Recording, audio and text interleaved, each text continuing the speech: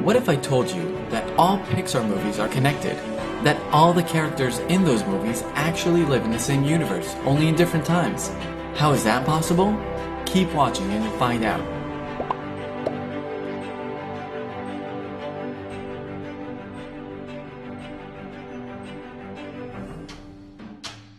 Our story starts with the movie Brave, back in the old days of Scotland. In the movie, Merida discovers some kind of magic which accidentally transforms her mother into a bear. That mysterious magic power comes from a witch in the forest. Get out!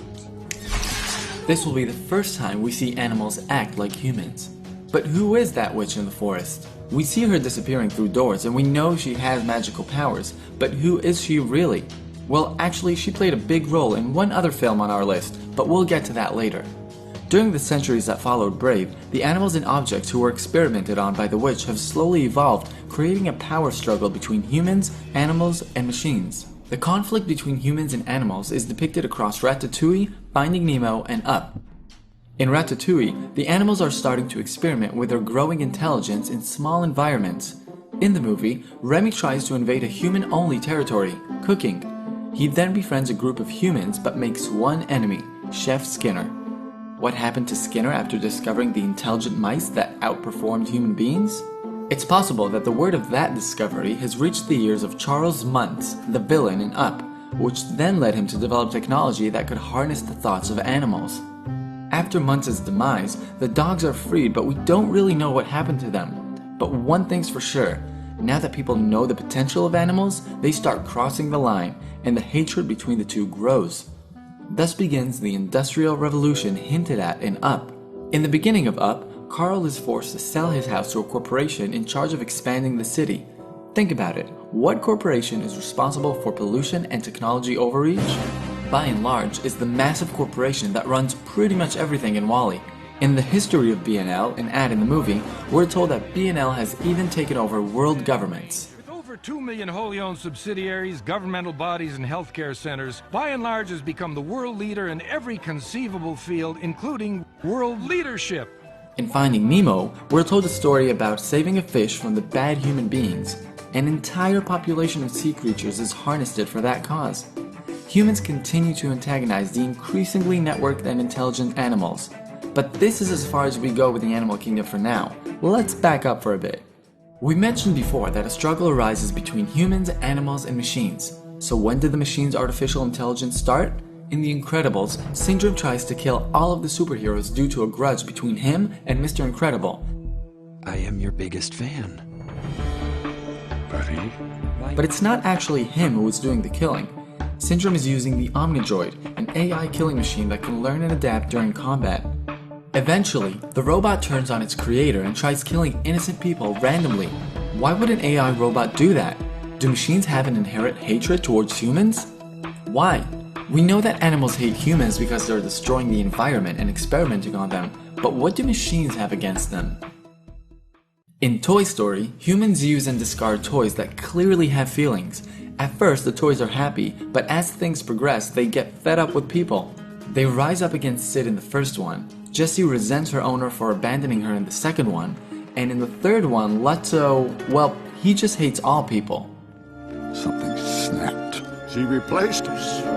Come on. Toys are not happy with the status quo, giving a reason for why machines and objects want to take over. At this point in time, the superheroes are almost extinct and mankind is vulnerable. Despite that, we don't see machines rise up against humans, not in a straightforward way anyway. They're using BNL, a faceless corporation, to dominate the world starting after the Omnidroid defeated most superheroes. In Toy Story, it's made clear that these sentient objects rely on humans for everything. Fulfillment, energy, they need them. So machines decide to control humans instead of taking over them. That way they can use them for their needs. This leads to the Industrial Revolution, which eventually leads to worldwide pollution. When the animals rise up against humans to stop the pollution, humans will get help from the machines, and we already know who's gonna win that war. At a certain point, planet Earth becomes unsuitable for living, for both animals and humans, which forces people to move to space as a last attempt to save the human race. Plenty of space out in space! In space, the machines have made humans dependent on them for everything because that's how they were treated as toys. That's all they know. Meanwhile, on Earth, machines are the only beings left to populate the planet. They follow human behavior and tradition, as seen in Cars, because that's what they learned from humans.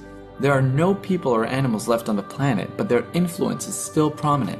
Which brings us back to WALL-E. Why is WALL-E the only machine left on Earth? We know that the movie starts hundreds of years after humans have left the planet. It's WALL-E's fascination with human culture and a friendship with a living being, the cockroach, that kept him going. That's what made him special and sent him on a journey to liberate the humans. He remembers the time when humans and machines lived side by side happily. When humans go back to Earth, they bring with them the single last plant that survived.